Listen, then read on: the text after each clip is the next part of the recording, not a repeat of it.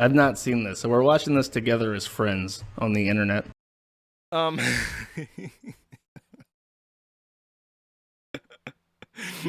by the way, Ralph got into an argument with Randbot, and it was like a 3v1.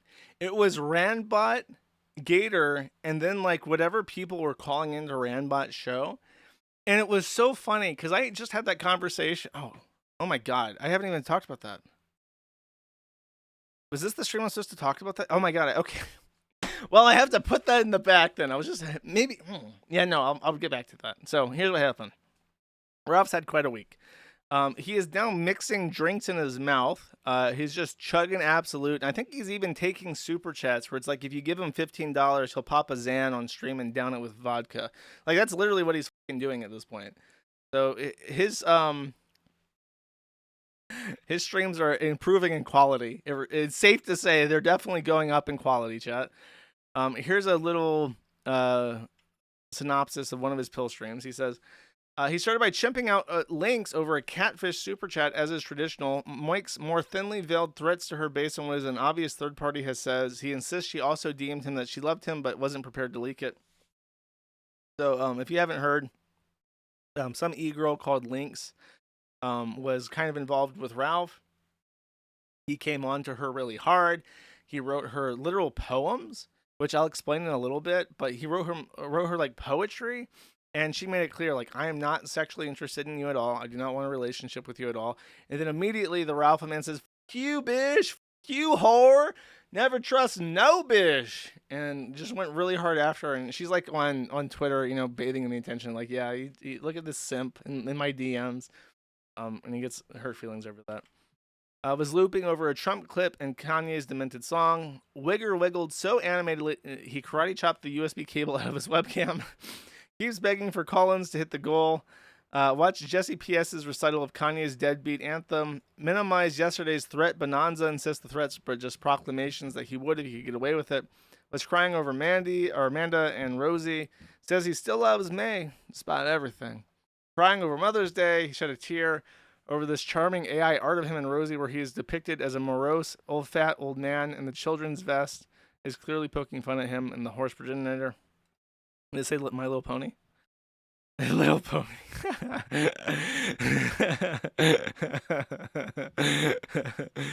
He retells the story of how he cheated with May and valiantly protected a pregnant Faith from being caught in the melee. Conveniently forgets he strangled her because she didn't want to be a part of his cursed polycule. He insists that last night's pill stream was tequila only. He's soliciting super berries for a fresh bottle of mezcal. He threatened to procure one regardless. He realized he's too poor without a cash injection. And he screeched about how he's a dedicated father. One other thing that happened that I don't have a quote for is that, so back to Ralph. I called in, and the reason why I called in is that he was like super f***ed up on stream. And admittedly, very rare for me, I had a drink. I don't know what possessed me. I think it was over a weekend or something. And I had a drink because I was like, I haven't had a drink in a while. I can budget it into my calories. I'm going to have a drink.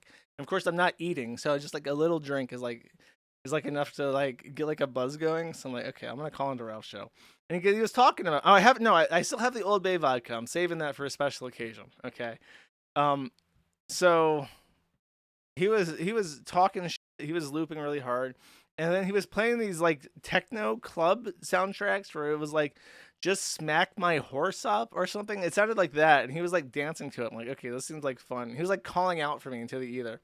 So I did call him. We had a nice little yelling at each other for 45 minutes. I posted the entire things on locals, manattheinternet.locals.com. It is, I think, public to view if you want to view it. If not, there's archives of it on YouTube. And there are some highlights of it. There are three things in particular I want to show to give you an idea of how this went. When it first started, it was really like heated up. He wanted to just press me about like 8chan, and he was really, really interested in how when I was a teenager on Blockland, I said I wanted to kill my mom.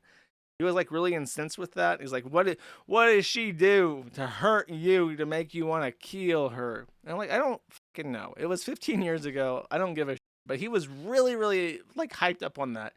I'll remind you, this is also old news. And the Intel board on 8chan would refer to me. For some reason they were like they had like a love hate with me, and they liked to bully me, but like in a really like friendly way.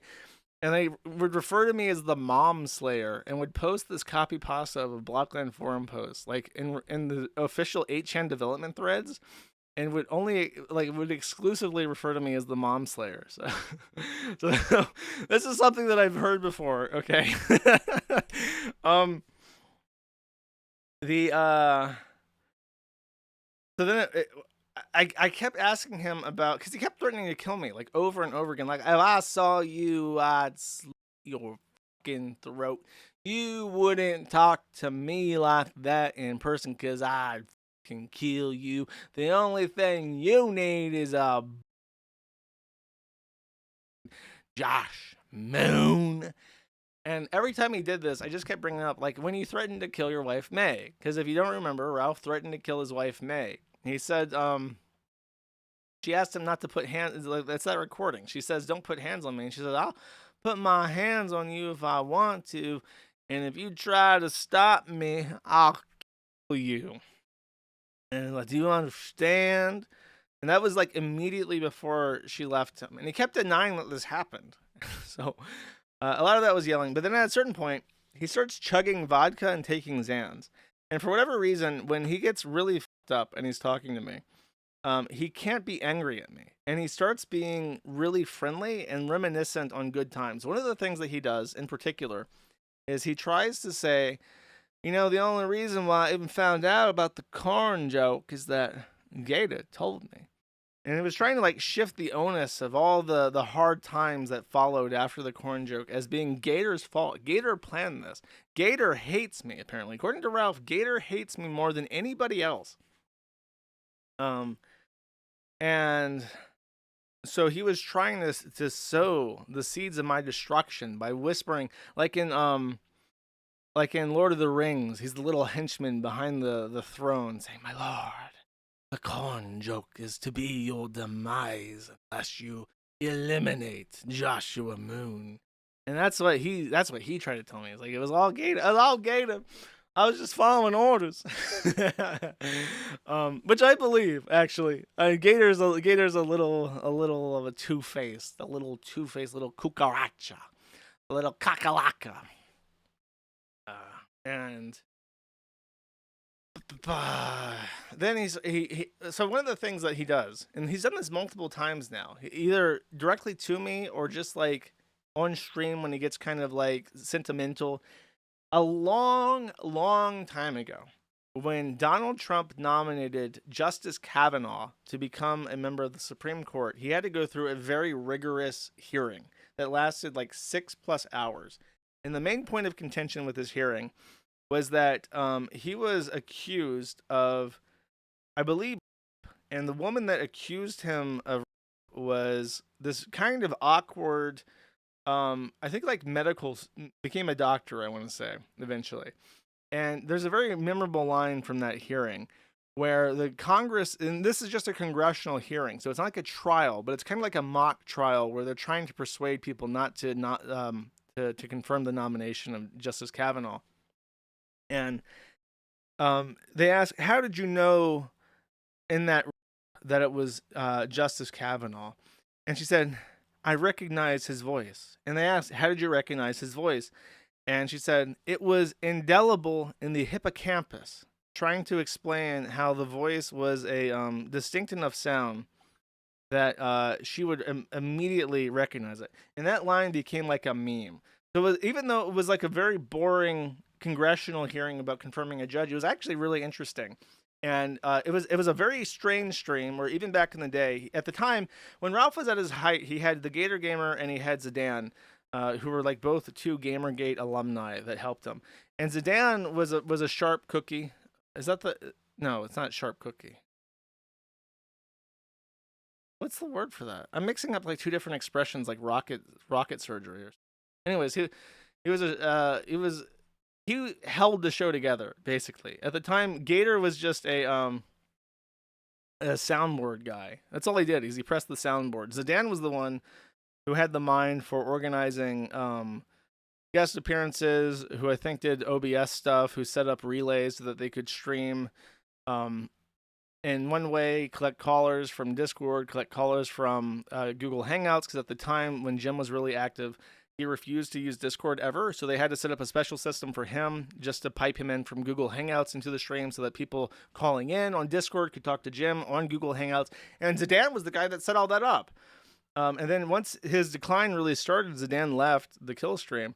But this was at that time where Zidane was around. But because of the odd hour and schedule of the Kavanaugh hearing, neither Zidane nor Gator was there. So it was just me, Ralph, and Nora, which was his wife at the time. Nora was a medical student from Pakistan in the UK, and she was his long-term girlfriend. She had been around for years. She stuck with him when he went to jail for punching a cop. So she was like a real kneesy, okay? She was with her mans through better or for worse, and she was pretty funny. She was like a smart, funny woman. And we were on a stream for like 6 hours, and it was a great show. Everybody had fun. It was one of the first streams that I ever did, um, especially to the viewers, because at the time he had like 9,000 viewers.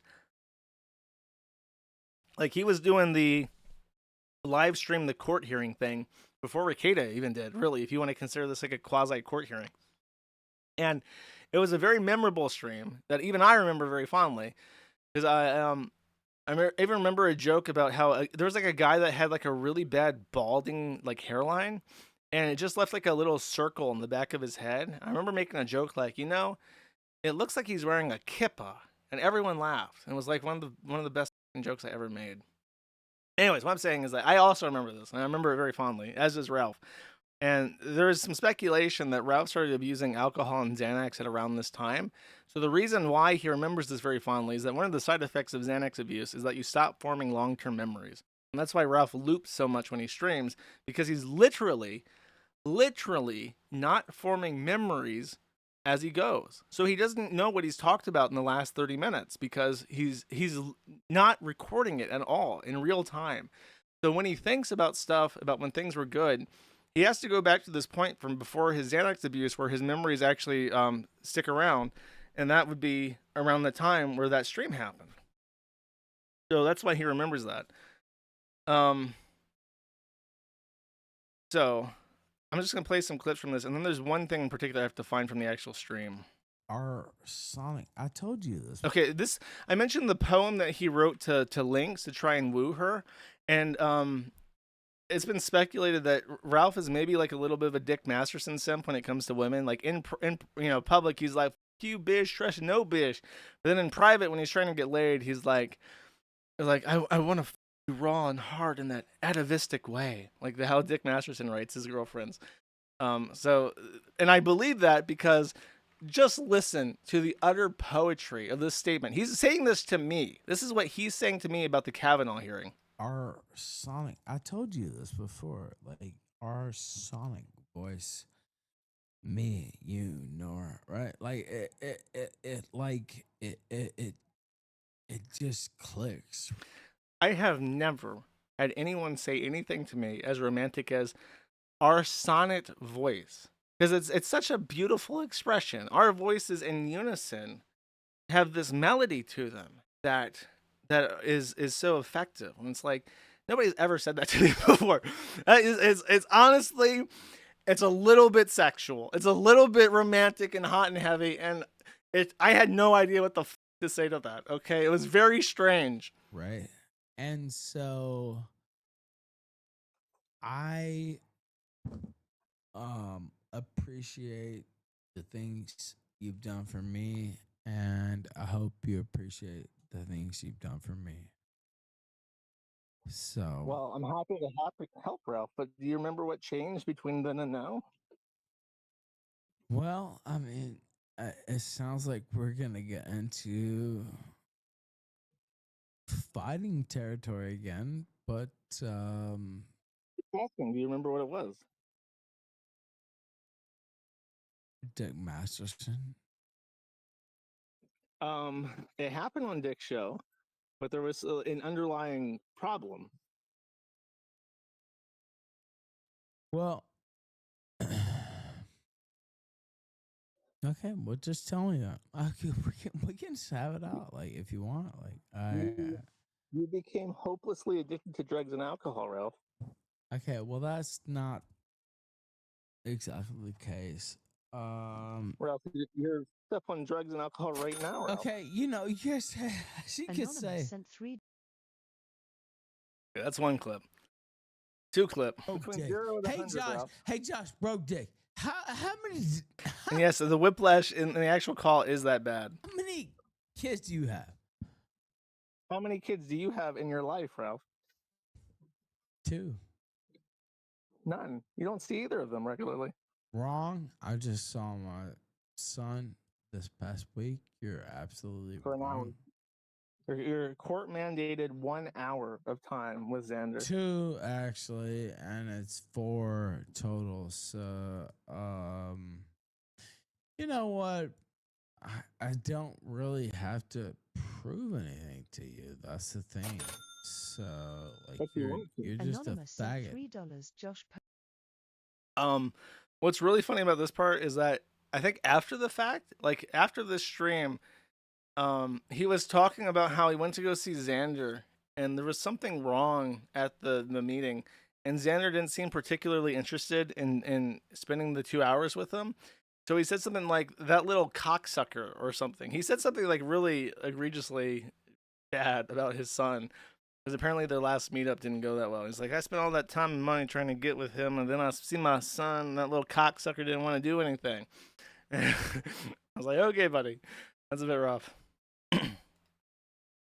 Like, I want her to be the best person she can be, This is about Nora. and you know, And you don't think she could have done that with you if you hadn't no. have gone to Miami and been with the hooker with Andy Worski?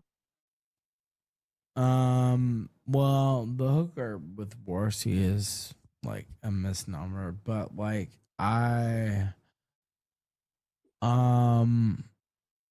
do I think she could have done it with me? No, I don't. Why not? Because how can you, nigga? Like, I mean,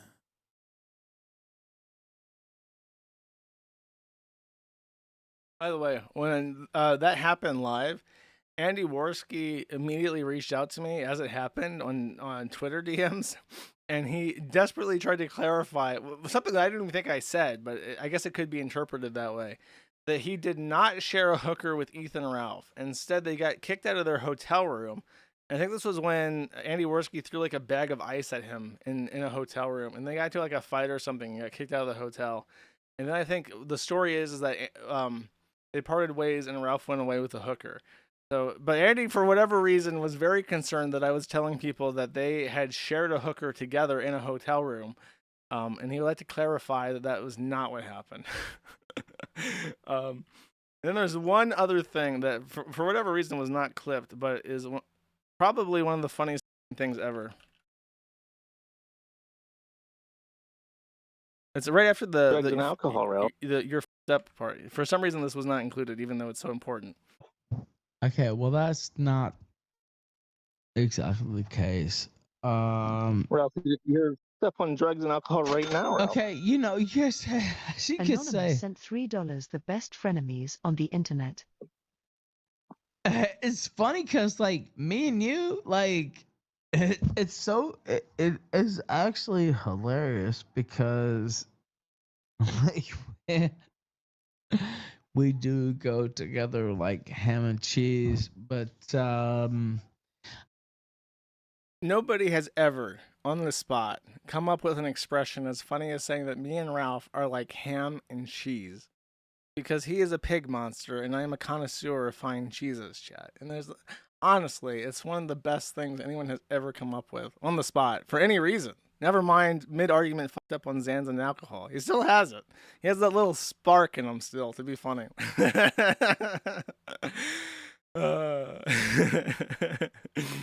didn't even know ham and cheese was like a popular combination. That caught me off guard as well. That's stupid.